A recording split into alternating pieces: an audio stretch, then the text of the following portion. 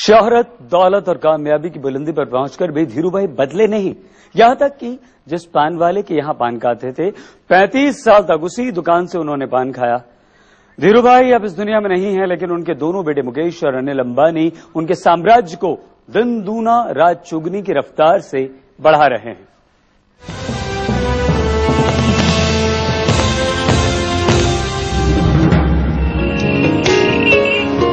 मुंबई के भूलेश्वर इलाके की इन गलियों में धीरूभाई अंबानी की यादें समाई हुई हैं।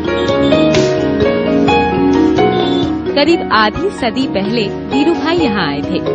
हाथ में तो कुछ नहीं था, लेकिन अरमान आसमान छूने के थे। ना परिवार में वो अकेला आया था। When he came here, वो कभी आया, वो अकेला आया।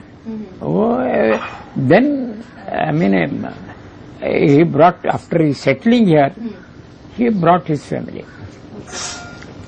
वो इसको फैमिली लेकर आया। इसी जगह जय हिंद एस्टेट में रहते थे धीरजलाल हीराचंद अंबानी। यही उन्होंने डाली थी रिलायंस कमर्शियल की नींव। धीरूभाई जब आए थे तो यही मुंबई की सबसे ऊंची इमारत थी। उस दौरान उनकी मुलाकात इस इमारत में रहने वाले दीपचंद गाड़ी से हुई, जो बैरिस्टर थे। उम्र में धीरूभाई से बड़े थे। 18 years also. He was younger by me. But a very good friend, and उसकी wife तो very amiable and keeping relations also, as if we are very close to one another, like that. She also behaved that way. Dhirubhai खाने और खिलाने के शौकीन थे। दीपचंद भाई के घर अक्सर खाना खाया करते थे। उसका घर में अच्छा कोई खाना बनता है तो हमारे उधर भेज देवे, हमारे पास से बनता है तो उसका घर पे देवे। इतना वाट का व्यवहार बोलता है गुजरात में। वाट का व्यवहार में बाकी में तुमने भेज दिया, वो फिर भेज देता है अच्छी तरह से। और पान, वो तो जैसे धीरूभाई की कमजोरी थी। बहुत शौकीन थे वो पान के। उनको पान का बहुत शौक था। चाय, नाश्ता के बाद चाय आएगी, चाय के बाद पान तो आएगा ही। मुंबई में यही था धीरूभाई का ठिकाना। इसी घर में उनके दोनों बेटों मुकेश और अनिल का जन्म हुआ।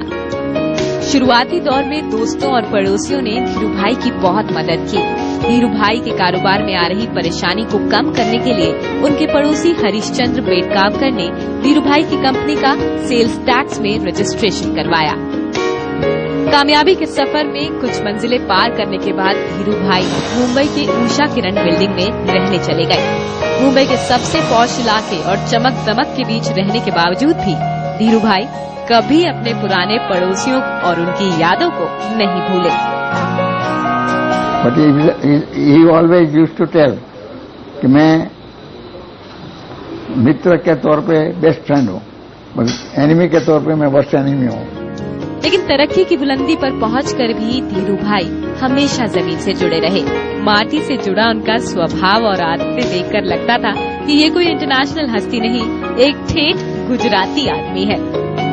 उसने खुद एक गुजराती कैंटीन अपनी ऑफिस में रखा था। वहाँ एक रिटायर्ड जर्नलिस्ट था, वो कैंटीन संभाल रहा था।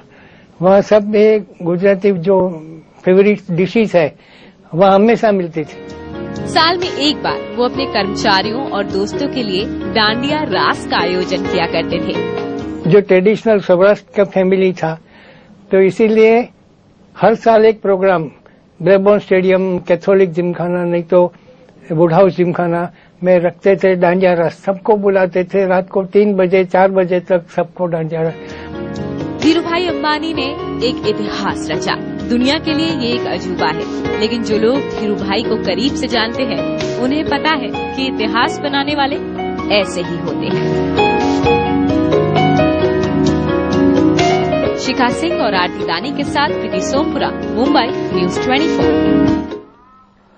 बिजनेस जगत के अजीम शान शहंशाह धीरूभाई अंबानी की जयंती पर यह था हमारा न्यूज स्पेशल। है भी बहुत कुछ और, आप देखते रहिए न्यूज 24।